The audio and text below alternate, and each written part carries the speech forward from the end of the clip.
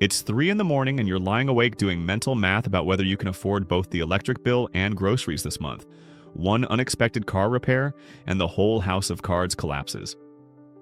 Here's what changed everything for me. And yeah, I have the receipts and the cultural context because I grew up watching my Japanese grandmother do this for 40 years without breaking a sweat. My name is Kei, and I grew up in Japan watching my parents and grandparents practice money habits that Americans think are extreme but we consider normal, like brushing your teeth. Not optional, not special, just what you do. I moved to the US and realized most people here are stressed about money in ways that would be solved by principles Japan figured out decades ago. If you want to understand how a culture that saves 17% versus America's 3% actually does it, hit subscribe and drop a like if this changes how you see money. Here's why this matters. You wouldn't run a marathon without knowing your current mile time. You wouldn't take a test without knowing what grade you need. But somehow we're all out here managing money with zero system and wondering why we're panicking at 3 a.m. Let's fix that with steps that have been field tested for generations. Step 1. Kill the fairy tale that money drifts in while you wait. Japanese people have this concept called shokunin kishitsu, craftsman spirit. It means mastery through boring repetition, not one big lucky break, daily unglamorous action. My grandfather repaired watches for 50 years, same movements, same precision. Every single day. He retired with more savings than most American executives. Here's the psychology. Your brain loves the lottery ticket fantasy because it requires zero effort, but money gravitates to people already in motion. So look in the mirror and decide, are you waiting for lightning or ready to strike your own match? Picture the life you want until you can taste the coffee in the kitchen you plan to own. Not manifestation nonsense. Visualization that drives action. One action today. Write down one financial goal by hand. Not typed. Handwritten. Paper makes it concrete. Your brain registers commitment differently when your hand moves across actual paper. This is basic neuroscience dressed up as Japanese wisdom. Step 2. Plant seeds even when you're holding pocket change. In Japan, we have matanai. Rough translation, waste is shameful, not guilt trip shameful. More like, this thing still works, why would you replace it? Shameful. My mother would repair the same jacket for a decade. Americans buy fast fashion, wear it twice, donate it, then wonder why savings accounts stay empty. The math is brutally simple. Every avoided purchase is money you keep. Start with $10, $20, whatever fits without causing actual pain. Automate it the moment your paycheck arrives, before impulse even enters the room. In 10 years, that pocket change becomes $25,000 at conservative 7% growth. Small hinges, wide doors. Let me make this concrete. A cashier in my neighborhood tracked every purchase for 1 month. 5 snack runs a day bled $150 from her pocket. She swapped impulse treats for homemade lunches. 10 years later, those boring sandwiches were worth more than $25,000. Not a typo. Compound interest doesn't care about your excuses. Step 3. Treat other people's success as proof, not poison. Here's where most people mess up. Someone else wins and jealousy bites hard. You're sitting there staring at their new car, their vacation photos, their life that looks shinier than yours. That's decision fatigue mixed with social comparison, and it's bankrupting you. Japanese culture has this thing about gaman, enduring discomfort, delayed gratification as virtue, not suffering for suffering's sake. Strategic patience. When my neighbor bought a Tesla, I didn't sulk. I asked how he structured his finances. Turns out he lived in a tiny apartment for 8 years and invested the rent difference. Boring story. Effective result. Shift the frame. Their success means opportunity exists on your street. If that door opened for them, you can build your own door. Then aim your entire attention at one meaningful target. A mind sprayed in 20 directions is a flashlight in a football stadium. Bright but useless. One action. Unsubscribe from 3 social media accounts that make you feel poor. Not forever, just for 1 month. Watch how your brain stops comparing and starts building. Step 4. Pull gossip out by the roots and guard every minute. Let's talk about time management for a second. Americans scroll an average of 2.5 hours daily on social media. That's over 900 hours per year. If you spent even half that learning a marketable skill, you'd have a side income by month 6. but instead you're watching other people live their lives while yours stays frozen. Japanese people treat time like my grandmother treated rice. Nothing wasted, every grain matters. We have this phrase, time is life itself. Not dramatic, accurate. Every minute you surrender to the scroll is a minute you're not building the exit plan from that job you hate. Here's the kicker. Find work you can at least tolerate. If your current job feels like wet cement around your ankles, start moving after hours. Use weekends to test small experiments. Pivot the moment one shows a spark. I watched an American friend tinker with broken phones after work. Free tutorials, a $20 toolkit, prices half what the big shops charged. Within a year, the side gig out-earned the day job. Now he employs 3 people. The internet can turn any honest skill into income: tutoring, design, pet sitting, translation.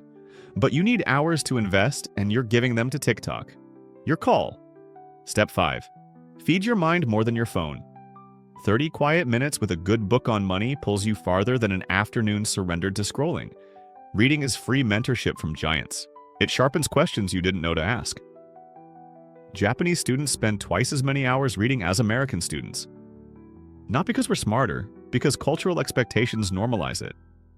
Your environment often beats pure willpower. If everyone at your table complains about the cost of living, find a new table. One where ideas circulate instead of gloom. I'm not saying abandon your friends.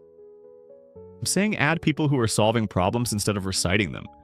In Japan, my parents kept a kakeibo for 40 years, handwritten budget journal. Every purchase recorded, not because they loved spreadsheets, because writing it down made spending real. I moved to America and everyone uses apps. Auto-categorization, notifications you ignore. Zero friction. Your brain doesn't register loss the same way. One action, grab a notebook. Write down every purchase for 1 week. Not forever, just 1 week. You'll see patterns you've been blind to. This isn't about being Japanese, it's about making your brain feel money leaving. Step 6. Live below your means. No exceptions. Here's what nobody tells you. The discipline is not deprivation. It's a vote for your future. Japanese people save 17% of income.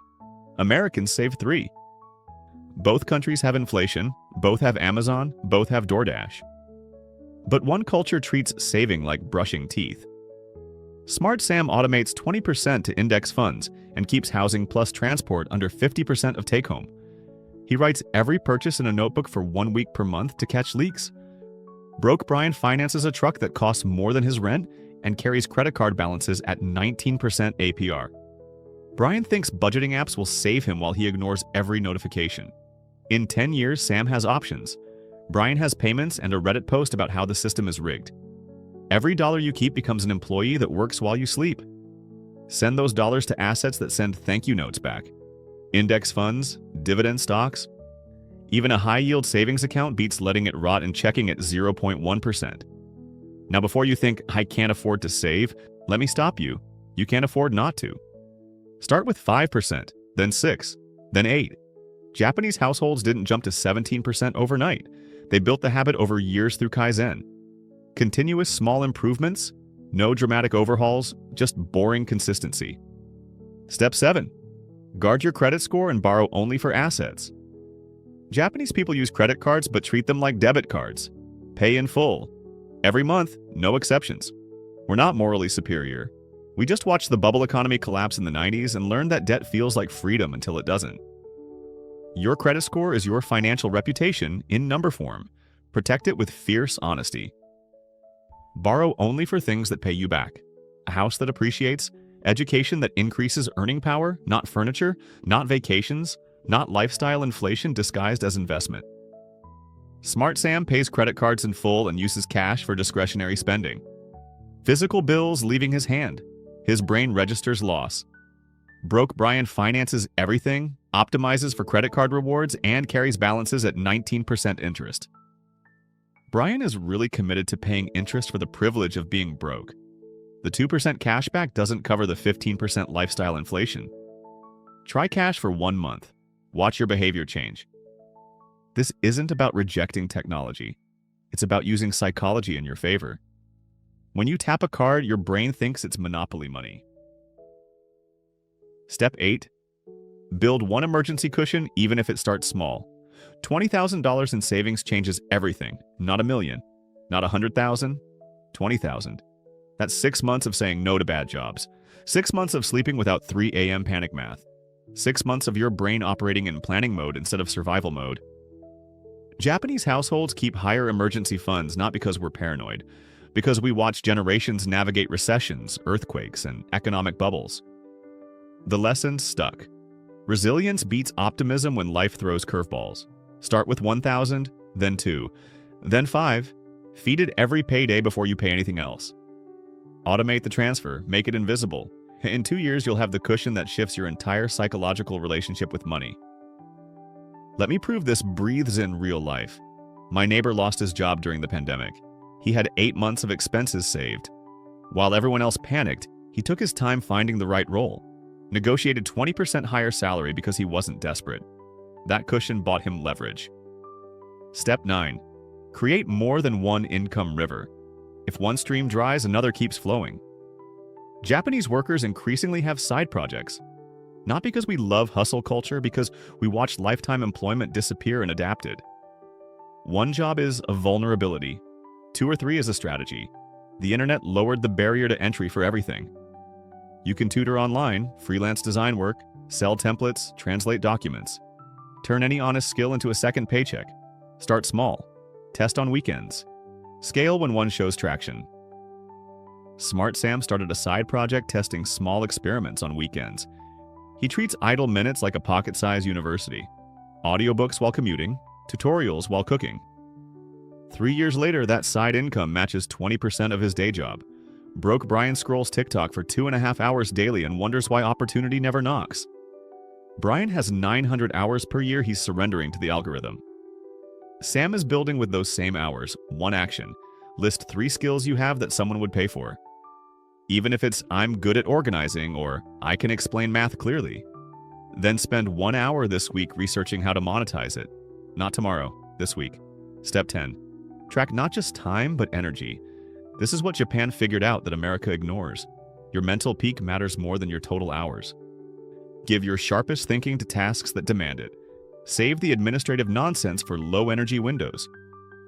Americans glorify busyness. We optimize effectiveness.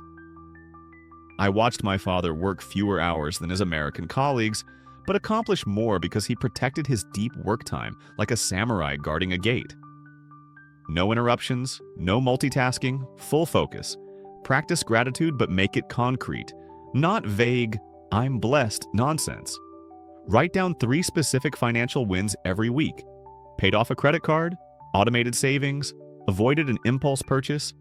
A mind that sees abundance dares to invest and create. Gratitude keeps the engine cool. Here's the contrast that stings. Smart Sam tracks every purchase in a notebook for 1 week per month. Not obsessively, strategically. He sees patterns. He knows exactly where money goes. He automates good habits and lives on 80% of take-home. The other 20% works for him while he sleeps. Sam keeps housing and transport under 50% of income and uses cash for restaurants so his brain feels the spending. Broke Brian uses budgeting apps that auto-categorize, and he ignores every notification. He finances furniture for rooms he doesn't use. He compares himself to people on Instagram who are secretly broke. Brian thinks discipline is deprivation, so he treats himself to DoorDash 5 times a week. That's not treating yourself. That's a subscription service to staying broke. In 10 years, Sam retires early. Brian has regrets and wonders why hard work didn't pay off. The difference is not income, it's system, it's friction. It's treating money with the respect Japanese grandmothers have demanded for generations. Remember that 3 a.m. panic about whether you can afford groceries and the electric bill? That's not about income. That's about having a system you trust. Japanese people aren't smarter or more disciplined. We just inherited practices that work and stopped questioning them. Kakebo, motenai, automated savings, cash for discretionary spending. You can adopt them tonight without reading kanji or moving to Tokyo. Start a spending journal. Use a notebook. Write down every purchase for 1 week. Set up 1 auto transfer to savings. $20, $50, whatever fits. Use cash for restaurants and entertainment next week. These aren't Japanese habits, They're just habits that work and happen to have been refined in Japan for generations. The math is universal. The psychology is human. The results are yours if you stop waiting and start building. Become the person who respects money instead of fearing it, who tracks intentionally instead of hoping blindly, who automates discipline so willpower doesn't have to carry the load. Subscribe if you want more Japanese money principles that actually work in America. Like this video if it helped you see money differently. And take one action before this tab closes. Because knowledge left idle is seeds stuck in the packet, full of potential, unable to sprout. Close this video, stand up. Pick one small money-building act right now. Open that notebook. Set up that auto transfer. Delete one shopping app. That's not Japanese. That's just smart.